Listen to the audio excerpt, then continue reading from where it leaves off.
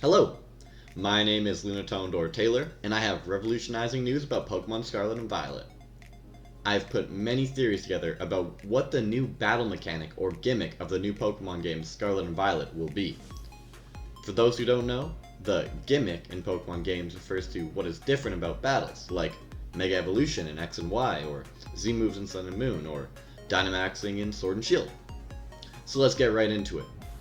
The most recent trailer made it evident that the games have a heavy emphasis on time, with the legendaries and Professor representing the past in Scarlet with Koraidon and Professor Sada, and the future with Miraidon and Professor Turo in Pokemon Violet.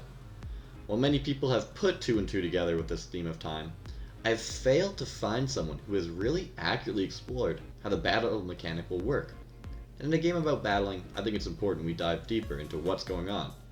And what's going to be going on with our Pokemon in these games. So that's what I'm going to do.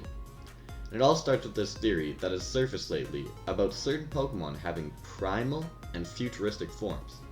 And it's one I can really get behind. So, to give you the gist, think Mega Evolution, but instead of reaching another evolution, the Pokemon will have the option to transform into a primal or future form. But what would this form entail?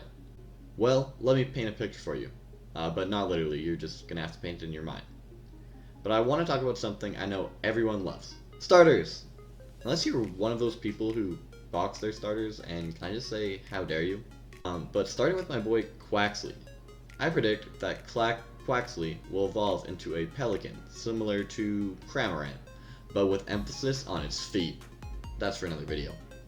I predict that Fuecoco will evolve into a dinosaur-esque Pokemon, but again, more modern, closer to like a dragon, and Sprigatito into a large, muscular cat, like a bulky Libar.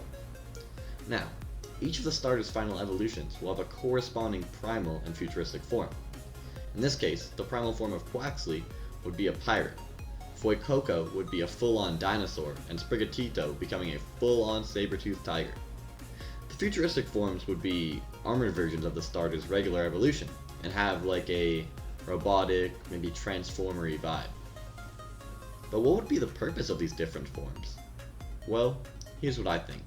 I think that when you choose to turn your Pokemon into their primal form in battle, their attack stats increase significantly.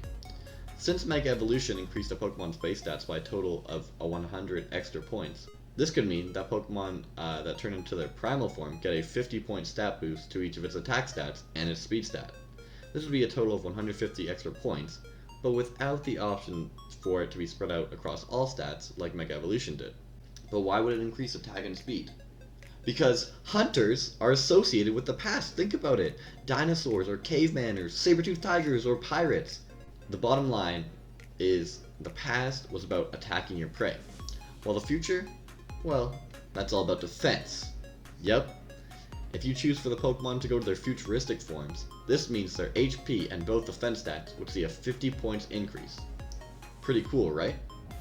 And competitively, it makes a lot of sense to choose which form you would want based on the scenario of the battle you are in. Maybe there's a time for primal or futuristic, or maybe some Pokemon will just heavily have their primal forms chosen, futuristic forms chosen.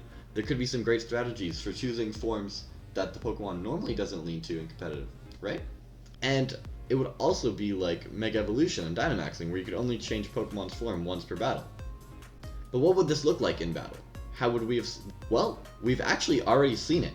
The end of the trailer showed a Pokeball going through some sort of diamondy, sparkly vortex. And this is essentially like a mini time machine. When you choose what form you want for your Pokemon, they come back through some sort of device, whether it's on your wrist like a Mega Bracelet, or just simply you whip out an actual time machine and it goes through and BAM! You got your new form. So it's all making sense, right? The buttons are clicking, but we are not done there. Now we gotta talk about the legendaries. And I got news for you. Miraidon and Koraidon, they are the same Pokemon. Yep, there's a bald-ass dragon, who you could say represents the present, while Koraidon represents its primal form, and Miraidon represents its future form. I'm guessing in whatever game you're playing, there would be some sort of item you give our present boy to permanently turn them into Koraidon or Miraidon, depending on what game you're playing. So, what did you think? I think it makes a lot of sense for Pokemon to go this route, because time travel is tricky when it comes to how it could play into an actual Pokemon battle. But since time is the theme of this game, I have no doubt that this will be about the battle mechanic. But I want to hear your thoughts and your theories, so make sure to leave them in the comments below. Well, thank you so much for watching. I really appreciate you choosing this video to be your Pokemon content intake. I hope you have a really great day.